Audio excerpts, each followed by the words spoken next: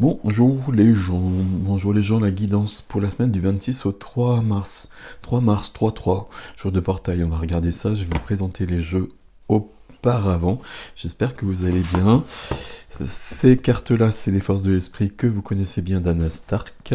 Le tarot, c'est peut-être plus nouveau, je crois que je ne l'ai pas utilisé comme cela en tout cas pour l'instant. Le tarot, le tarot des gardiens de la nuit de MJ Koulinen, je sais pas comment ça se prononce, peu importe. Et le Tao d'Osho. D'ailleurs, je sais pas pourquoi je les mets derrière, parce que je peux les mettre directement à leur place. Donc, comme vous l'avez vu, j'ai changé parce que je pouvais vraiment pas continuer à travailler devant le jardin parce qu'il y a trop de bruit. Il y a une construction dans le champ d'à côté, donc c'est pas possible. Donc, je reviens ici. Et ma foi, je vais rester ici probablement. Voilà, je suis désolé, je sais qu'il y a beaucoup de gens qui aiment le jardin, mais c'est comme cela. Donc je vous disais du 26 au 3 mars, donc journée de portail le dimanche, 3 mars, 3-3, 2024. 2024, on sait que c'est du 8, 3 plus 3 ça fait 6, plus 8, 14, 1 plus 4, 5, c'est une journée 5, une journée de liberté, une journée d'aventure, une journée d'agrandissement. C'est quoi le 5 dans ce jeu-là? Bon, en même temps, là, je vais un peu trop loin parce qu'il y a beaucoup de cartes. Donc, non, 3. On va plutôt prendre une carte. On va demander une carte pour ce portail. Allez, juste une, s'il vous plaît, pour le portail du dimanche. Donc, la fin de la semaine. Hein. La fin de la semaine. On va prendre une carte. Là, il y en a beaucoup trop. Alors, pour le 3-3, s'il vous plaît. Voilà.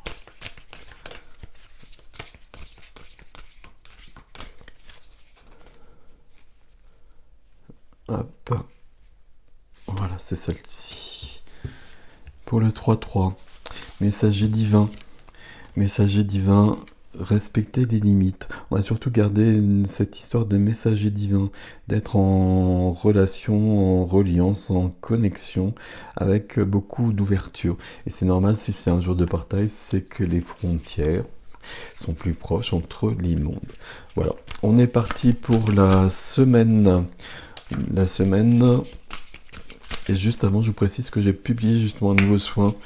Et je dis justement parce que ça ressemble un peu à ça, c'est connexion aux ancêtres. Connexion aux ancêtres, nos ancêtres lumineux, qui ont des choses à nous transmettre, à nous donner, à nous dire peut-être directement. Et on va leur demander aussi, comme d'habitude, de nettoyage d'énergie, purification, de nous accompagner sur notre chemin, de préciser davantage notre chemin. Alors, ici, on va prendre celle-ci. Ok. Celle-ci aussi. Wow. Et la troisième, c'est celle-ci. Là, ben, il y a beaucoup de choses... oui, ok, bien sûr. Il y a beaucoup de choses de perception. La première des cartes, ouvrez-vous à la connaissance et nous parle de discernement. Il y a de l'évolution cette semaine. Les énergies sont fortes depuis un bout de temps. Je le dis pas parce que c'est toujours le cas, vous le savez, maintenant c'est toujours le cas, c'est toujours exponentiel, mais visiblement on est sur une semaine qui va nous emmener plus loin. On arrive sur le mois de mars, hein. Le mois de mars c'est un mois d'ouverture, c'est un mois de lumière, mois de printemps, mois de renouveau. 36, hein, ça c'est du 8, puissance. 36, le 9, la fin de quelque chose, la fin d'un cycle pour un nouveau cycle à chaque fois, c'est la carte du troisième œil. Reprenez possession de votre esprit. Et je parlais de connaissance.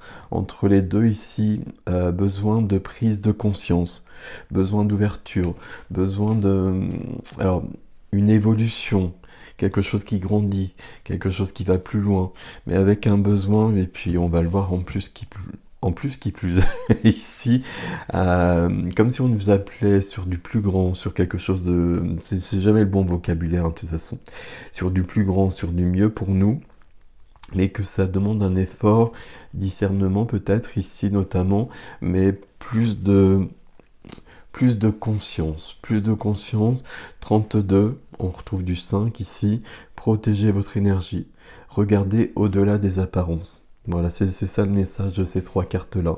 Il y a des choses qui s'ouvrent, il y a des choses qui viennent à nous, il y a des choses qu'on comprend mieux, mais on nous demande un effort pour aller plus loin, pour avoir plus de discernement et pour regarder au-delà des apparences. Ok. Allez, on continue avec le tarot.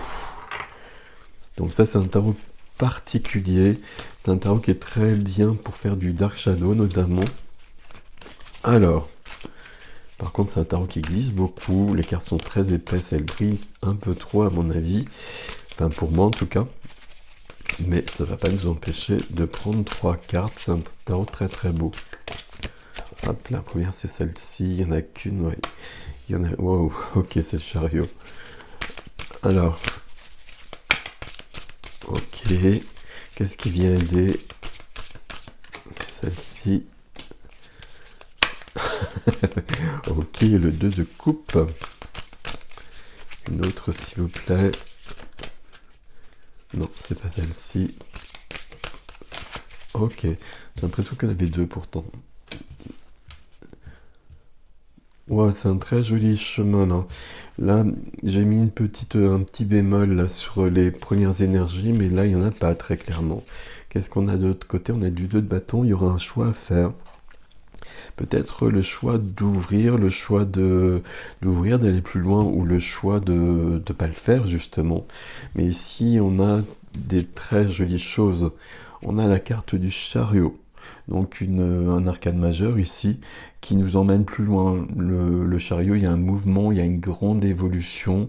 Le chariot, je dis toujours cette phrase, hein, c'est de foncer vers le succès, c'est d'aller plus loin, déménager, voyager, vouloir aller plus loin, vouloir vivre plus, toutes ces expressions que j'emploie fort souvent, ma foi, ben c'est ça le chariot, avec presque une garantie de succès. Quand le chariot est là, alors peut-être que dans un premier temps il faut éclaircir les choses, c'est peut-être pour ça qu'on a ça ici, mais après on va beaucoup plus loin, c'est accompagné, c'est aidé par le 2 de coupe, très jolie carte ici. Hein. Le 2 de coupe, c'est la rencontre avec l'autre. C'est la rencontre avec l'autre énergie en tout cas. L'autre énergie parce que c'est pas forcément quelqu'un d'autre. Ça peut être soi, une histoire de complétude, une histoire de se rencontrer, une histoire de se connaître davantage, une histoire de s'épanouir davantage par la rencontre avec quelqu'un, par la rencontre avec soi, par la rencontre avec une nouvelle activité, quelque chose qui va nous épanouir profondément. C'est cela qu'on a dans la position freinée. La position freinée, on a le 10 de coupe. Le 10 de coupe, c'est l'épanouissement total, c'est le bonheur, c'est tout va bien. C'est une des plus cool cartes du tarot, on va le dire quand même ici. C'est du 10, hein, donc c'est un nouveau cycle. Il y a toutes les coupes sont présentes quand le 10 de coupe est là. Ça inclut un... Alors, c'est freiné ici parce qu'il y a un mouvement qui se fait par le chariot qui nous emmène cette rencontre, quelle qu'elle soit, c'est vous qui saurez mieux que moi par rapport à ça. Et puis, on voit bien qu'on va vers quelque chose de lumineux, quelque chose de successful, quelque chose qui nous apporte le succès. 10 de coupe ici, c'est quand même un 1. C'est un 1. Il y a 10 de coupe, 1 plus 0 du 1. Donc il y a quelque chose qui se modifie, il y a quelque chose qui va commencer après. Là, on va vers quelque chose d'épanouissant, on va le dire simplement comme ça, mais qui ouvrira d'autres portes, qui ouvrira, j'ai du mal à parler comme d'habitude, qui ouvrira un autre chapitre. Cet autre chapitre, il n'est pas ici pour l'instant. Là, sur cette semaine, il y a un mouvement vers un épanouissement, un mouvement vers du plus grand. On verra ce qui se passe. Et puis, on peut penser qu'avec le 10 de coupe, il y a quelque chose pour la semaine d'après qui commence avec un as de coupe qui sera un peu la récolte de ce qu'on voit ici. C'est assez joli tout ça quand même. Hein. Ok. Que nous dit le tarot d'Osho? Alors, le tarot d'Osho, déjà, c'est un format qui est plus sympathique. Lâcher prise. Alors lâcher prise, oui, mais ici discernement pour autant quand même, hein, attention. Voilà. Alors, c'est juste là, on va en prendre plusieurs avec au chaud là. Dos de jeu, la participation, être présent, être dans l'instant présent, prendre sa place dans le monde. Pas toujours si simple d'ailleurs de prendre sa place dans le monde. Ici, lâcher prise avec le lotus ici. Lâcher prise, c'est du 8, je regardais. Et ici j'ai du 4. On a entre le 4 et le 8, dans la forme du 8, entre l'équilibre entre le haut et le bas, le spirituel et le matériel. Ok. Lâcher prise, une fois qu'il y a un mouvement instauré, il y a des choses qui ne dépendent pas de nous. C'est pas tout à fait juste, je vais refaire la phrase. On pourrait penser que tout dépend de nous, et c'est tout à fait possible, mais est-ce que c'est une bonne idée? C'est pas si sûr que ça. Quand on a fait tout ce qui était possible pour réaliser, pour avoir ce que l'on souhaitait, et qu'on ne l'a pas, là à un moment donné, il faut lâcher prise, parce que ça revient à l'univers, ça revient à la source de mettre les choses en place. Il y a peut-être une question de temps, il y a peut-être des choses qui ne sont pas prêtes, qui nous dépassent largement. Donc là, on lâche prise par rapport à ça et on fait confiance. Ici, on continue 10. 10 de coupe, la répression. 10 de coupe, c'est le contraire, c'est l'épanouissement total. Mais il y a quelque chose, hein, peut-être pour la semaine d'après. Il faut pas fermer des choses. Comme je le dis mal ici. Comme si pour vivre ce 10 de coupe, pour vivre tout ce qu'on a au niveau du tarot, tout simplement, on a besoin d'une véritable ouverture et puis on a besoin de dépasser nos limites et de vraiment d'être dans un effort d'ouverture, mais un véritable effort. Ok. Mais c'est le moment, on le voit bien ici avec du 9.